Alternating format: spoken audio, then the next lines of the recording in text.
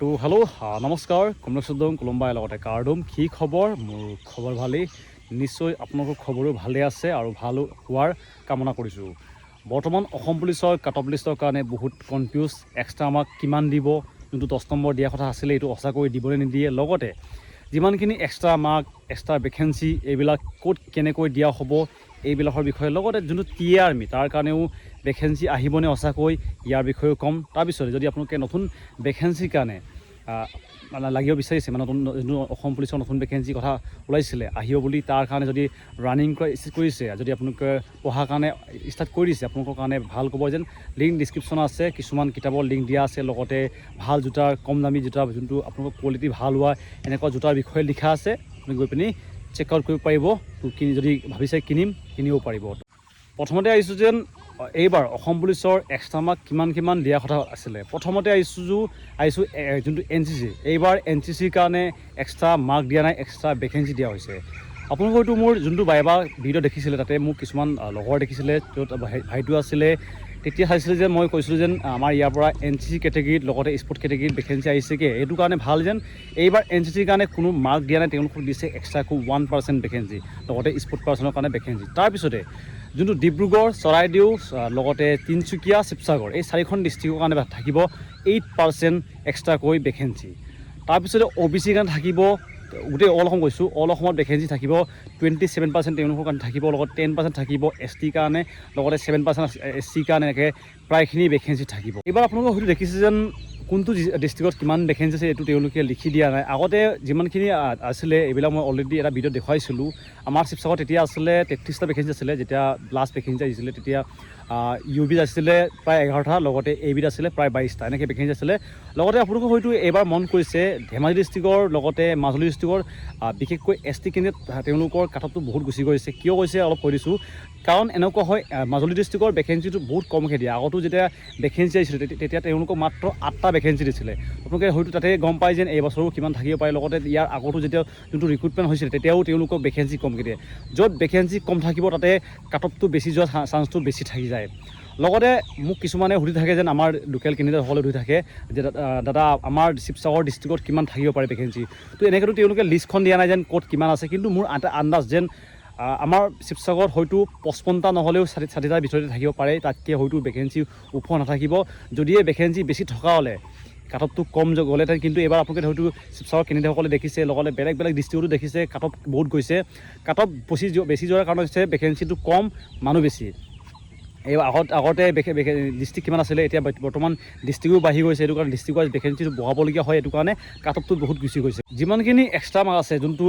যাক কোৱা হয় একাডেমিক মাৰ্ক বুলি কোৱা হয় একাডেমিক মাৰ্ক তাৰ এইবিলাক তেওঁলোকে এড কৰিবগৈ যেতিয়া আপোনালোকৰ ফাইনেল লিষ্ট বনিব এইটো অলৰেডি হয়তো বহুতেই জানে কিন্তু হ'লেও এতিয়াও বাৰে সুধি থাকে যেন একাডেমিক মাৰ্কটো কেতিয়া দিয়া হ'বগৈ একাডেমিক মাৰ্কটো কেতিয়া দিয়া হ'ব এনেকৈ সুধি থাকে তো তেওঁলোকক কৈছোঁ যেন আপোনালোকৰ যিমানখিনি এক্সট্ৰা যদি মাৰ্কছ দিবলগীয়া আছে এইবিলাক এড হ'বগৈ ফাইনেল লিষ্টত আপোনালোকৰ বাইবাত এইটো কাৰণ নহয় বাইবা অলৰেডি হৈ গৈছে বাইবাত নাই ক'লেও হয়তো বহুতে 2 নম্বৰ পাব বহুতে 3 নম্বৰ পাব কিন্তু 5ৰ ভিতৰত 5 নম্বৰ কম থাকিব কিন্তু বহুতে মোক কৈ থাকে যেন দাদা আমি 3 নম্বৰ পাম বুলি ভাবিছোঁ বহুতে কয় 2 নম্বৰ পাম বুলি ভাবিছোঁ তো সকলোখিনি কম্বাইন হ'বগৈ যিমানখিনি এক্সট্ৰা মাৰ্ক আছে হয়তো আপোনালোকে হয়তো ভালকৈ মনত আছে 2, 3, 5 আছিলে যোনে 50 ওপৰত থাকিব তেওঁলোকৰ 2 নম্বৰ পাব হাই ছেকেণ্ডেৰী মাৰ্কটো কৈছোঁ এইটো অকল দিয়া হ'ব UBত এইটো ABত এড নহয় আপোনালোকে টেনশ্যন নল'ব ABটো অকল আপোনালোকৰ যদি দম আছে আপোনালোকৰ ভাল এটা নম্বৰ পাইছে তেওঁলোকে নিশ্চয় চাকৰি পাব আৰু এইবাৰ আশা আছে যেন অভাৰলেপিং নহ'ব যিহেতু CM ছাৰে কোৱা অনুসৰি অভাৰলেপিং হোৱা চান্সটো অলপ কম আছে বহুখিনি কেণ্ডিডেট মই চিনি পাওঁ যাৰ 8টা 9টা ভেকেঞ্চি আছে মানে বহুত ড্ৰাইভাৰ ৰাইডাৰ তাৰপিছতে APRO ABUB চিভিল ডিফেন্স বহুত বেলেগ ভেকেঞ্চি তেওঁলোকে পাছ কৰি থৈছে তেওঁলোকে এটা ভেকেঞ্চিতে জইন কৰিলে ভাল হ'ব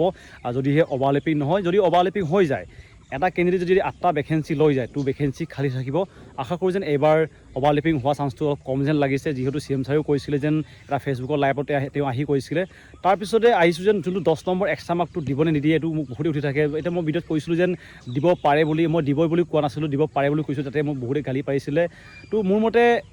এক্সট্ৰা মাৰ্কটো দিব নিদিয়ে এইটো কোৱাটো অলপ কঠিন হৈছে যিহেতু ইয়াৰ বিষয়ে CM ছাৰে এইকেইদিন একদম এক্সট্ৰাকৈ তেওঁ কোৱা নাই এইটো কাৰণে হয়তো দিব নিদিব এইটো সময়ে দেখা দিব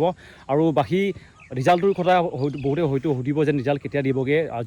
যোৱা ভিডিঅ'টো বহুতে মোক কমেণ্ট কৰিছে দাদা অসম পুলিচৰ ৰিজাল্ট কেতিয়া আহিবগৈ তো ৰিজাল্টটো হয়তো জুলাই মাহৰ লাষ্টত আহিব পাৰে, নহ'লেও জুন মাহতো আহিব পাৰে, কিন্তু বৰ্তমানলৈকে কনফাৰ্ম হোৱা নাই। কিছুমানে সুধি থাকে যেন দাদা ৰিজাল্টটো কেতিয়া হ'বগৈ, কেতিয়া দিয়া হ'বগৈ। তো CM ছাৰ কোৱা অনুসৰি তেওঁ নেক্সট ভিডিঅ' আহিব, মানে ফেচবুকৰ লাইভত আহি পিনি ক'ব। কিন্তু মোৰ মতে হয়তো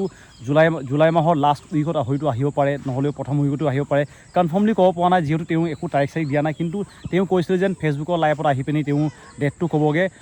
এটা যোনটো ৰিজাল্টৰ কথা আছিলে, এইটো হৈছে 30 মে' নে 30 এপ্ৰিল বুলি কৈছিলে। এইটো হৈছিলে কিবাটো ভেকেঞ্চিটো কুকমেনসকলৰ গাবলাৰ এইবিলাক দিয়া কথা আছিলে, কিন্তু বৰ্তমানলৈকে তাৰ ৰিজাল্টো এতিয়ালৈকে দিয়াগৈ নাই। আশা কৰোঁ যে ৰিজাল্ট ভালেই হ'ব, যেতিয়া আহক ভালকৈ আহিব লাগে। দেৰি হ'লেও যেতিয়া ৰিজাল্ট আহিব তেতিয়া ফাইনেল লিষ্টৰ নামটো আমি দেখা পাব লাগে, এইটো আশা। হয়তো এটা মনত আহে যেন আটাইতকৈ কম কাট অফ কাৰ যাব, মানে ST যাবনে, OBC যাবনে, SC যাবনে। আগতে আপোনালোকৰ হয়তো যেতিয়া ৰিক্ৰুটমেণ্ট আৰম্ভ হৈছিলে, মানে আকৌ যেতিয়া 2019, 2018 এনেকৈ 21, তেতিয়া আপোনালোকে দেখিছিলে যেন ST কেণ্ডিডেটসকলৰ কাট অফ কম গৈছিল তেতিয়া। কিন্তু এতিয়া আপোনালোকে হয়তো দেখে যেন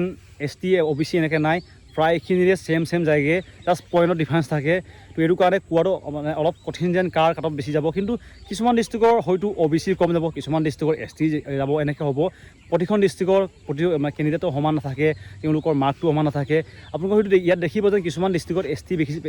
ST কাৰণে কাট অফটো বেছি যাব, কিছুমানৰ SC যাব, কিছুমানৰ কম হ'ব, এনেকুৱা হ'ব। তো এনেকৈ মানে